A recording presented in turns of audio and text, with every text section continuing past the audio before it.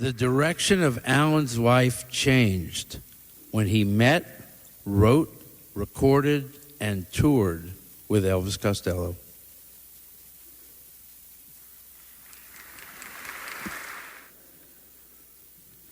Allen was ageless, I'm not.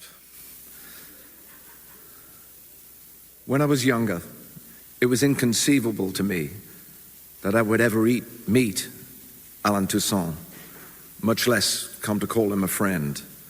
Toussaint's songs went around the world when I was just a boy, and if they were then sometimes played by a group of scruffy English lads with more enthusiasm than skill, then at least those songs went around the world like an echo in search of a home, and I hope they brought back a little money for their composer.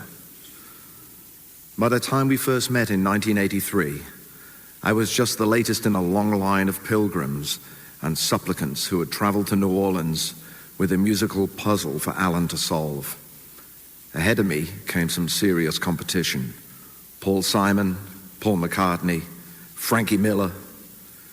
We all needed Allen's special touch as a master at the mixing board, an artist with his music manuscript, and another professor at the piano. To me, he seemed like an elegant prince out of history, gracious, generous, ever curious about what came next, but so modest. In the spring of 2005, I saw Allen for the first time in 15 years at Jazz Fest. We both said how good it would be to work together again. I couldn't know how soon that would happen or quite why. The next time I saw Allen perform, he was on stage in a small club in New York City, working his way through the most famous and almost untouched pages of his songbook. Those songs were to lift him up, make a bridge to a new working life, and bring him home again. If those songs were for always, they were for right then, as they are for right now. Just like these lines from Freedom from the Stallion. They've got men building fences to keep other men out. Ignore him if he whispers, and kill him if he shouts. If Allen had anger about what happened 10 years ago, it was measured, always balanced with his belief that it would all come back, that music would restore the spirit of the place that he loved, from within or without. Of his own material losses, he only said to me, well, the things I had then, they served me well. These are lessons for which I will always be grateful to him.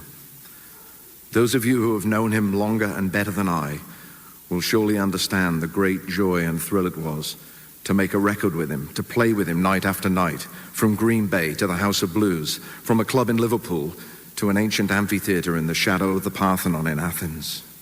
We rode many miles on a tour bus together. Sometimes we'd talk about music. Sometimes we'd travel in a gentle but agreeable silence for miles.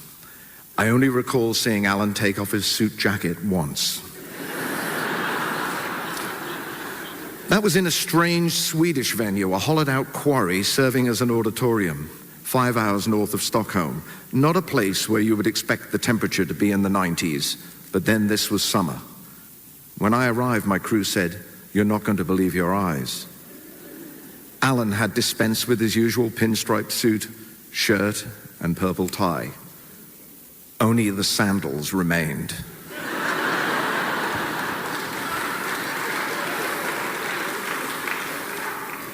He was wearing the most immaculate powder blue tracksuit that you've ever seen in your life.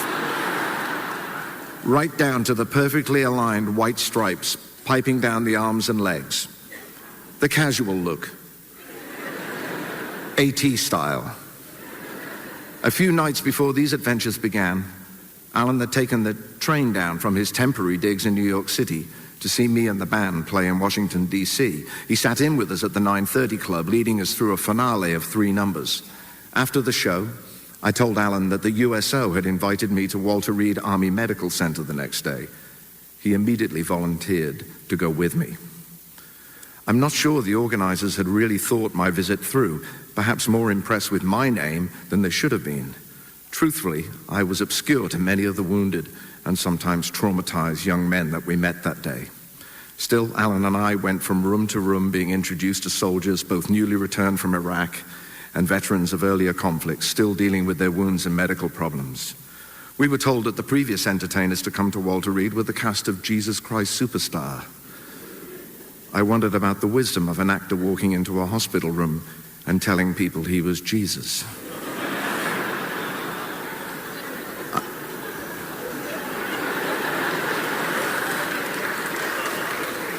I should have known that Allen would know exactly what to do.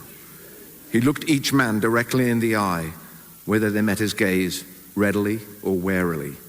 Summoning up his own time in the army, he asked, "What is your MOS?" each man's military operational speciality, and reminisced about the bases in which he had been stationed back in the 60s, some of which were common ground with the patients.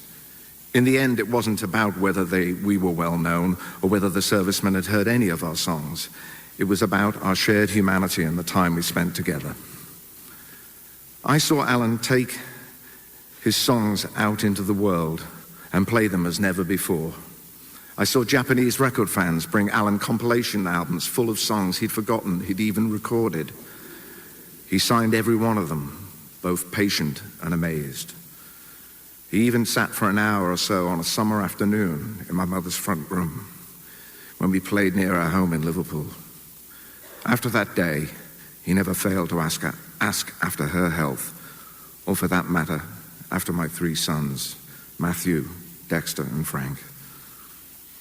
When we last played together at the Civic Center in March, Allen brought a Mardi Gras tiara for me to bear back to my wife with his compliments, because we'd been unable to join the festivities, and he didn't want her to feel left out. It's these little kindnesses that I will miss most of all. That and the chance that I might hear him sing and play again, or hear that voice. As impossible as it seems that I should be standing here today, paying my condolences to Reginald and Alison and all the family and all of his dearest friends, Joshua, and all of you, all who loved him. I will close as he always did to me, in every note and every telephone call, looking forward.